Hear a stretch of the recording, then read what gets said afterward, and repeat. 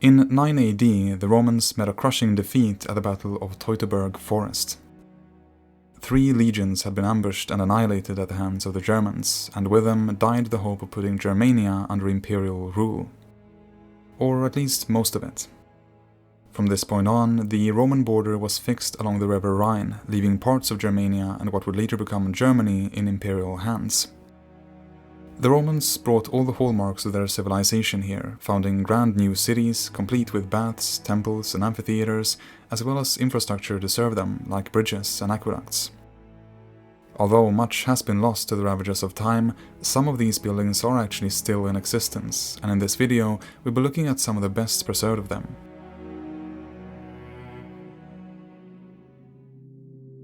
We begin in the city of Trier, which is where most of the buildings on this list are located. Founded in about 16 BC, it was known to the Romans as Augusta Treverorum and quickly grew to become one of the largest cities in the entire empire.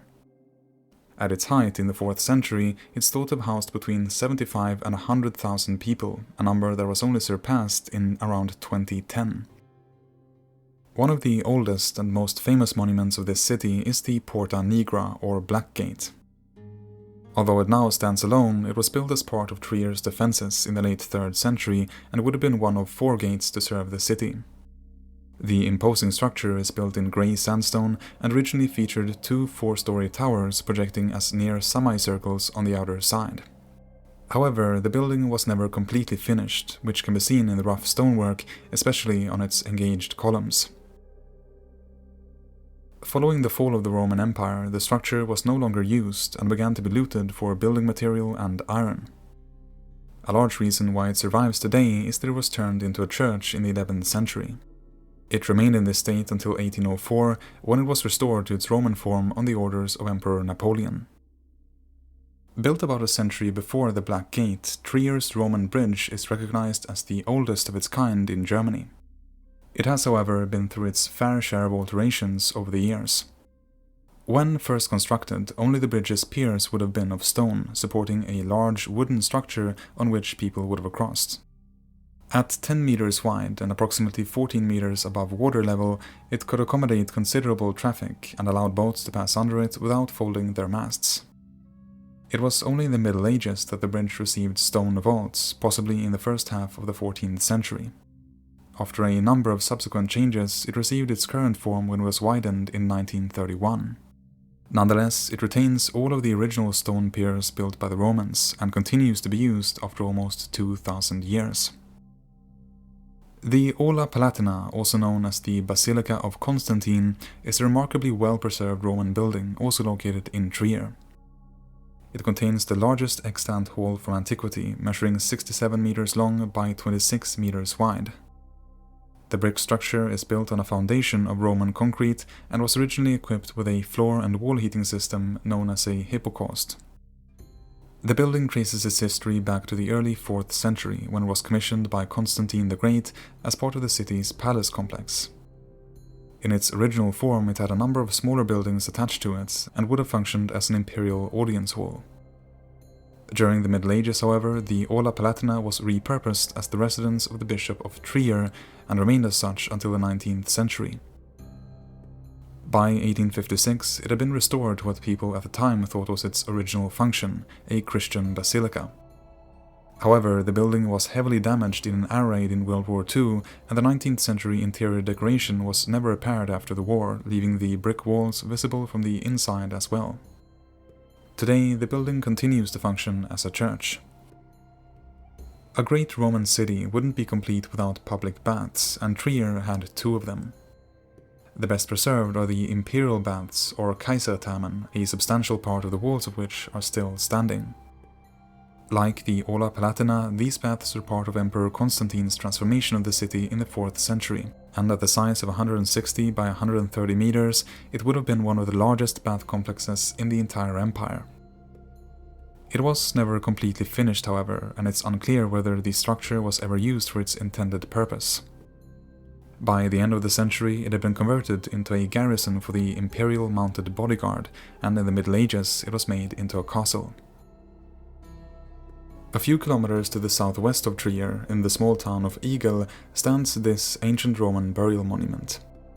Known as the Eagle Column, it was erected around 250 AD by two wealthy merchants of Celtic origin, the brothers Aventinus and Securus of the Secundini family.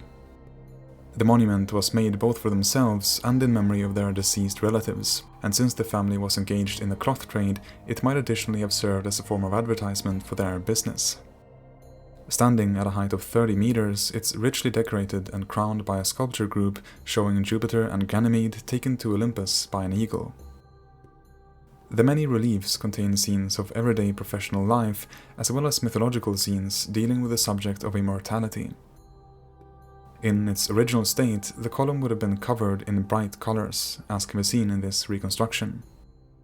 The reason why it survived the fall of the Roman Empire comes down to a misunderstanding.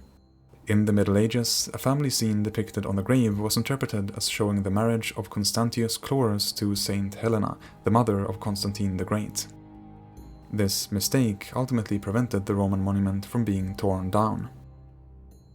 On a vineyard slope not far away from Eagle, we find the Grutenhausen, a partially reconstructed Roman burial temple. The two-story structure was erected in either the 3rd or 4th centuries AD, overlooking what was then the busy road to Augusta Treverorum. The vaulted lower level would have originally housed a number of sarcophagi, while the upper floor was used as a meeting place for commemorating the dead. Although we don't know who was buried here, it was likely the wealthy owners of one of the many villas that once existed in this area. In fact, the remains of a Roman building have been discovered nearby and may have been the home of those who built the temple. Out of what can be seen today, the main structure dates to the Roman period, while the roof and columns were reconstructed in 2001. Since then, the temple has been used for weddings and other celebrations.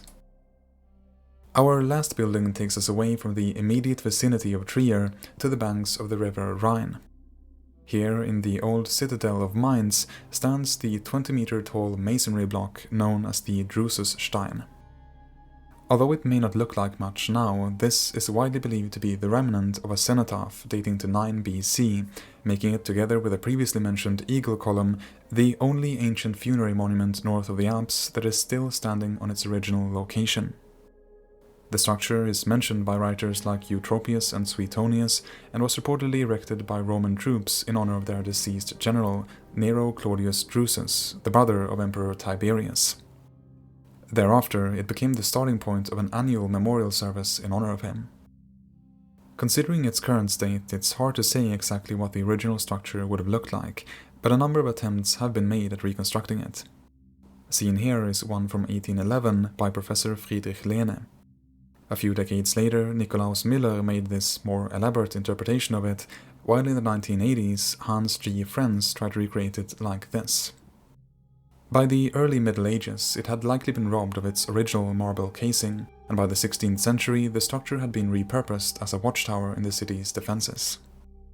Nowadays, the Drususstein stands as one of the few remaining reminders of the Roman city of Mainz, or Mogontiacum.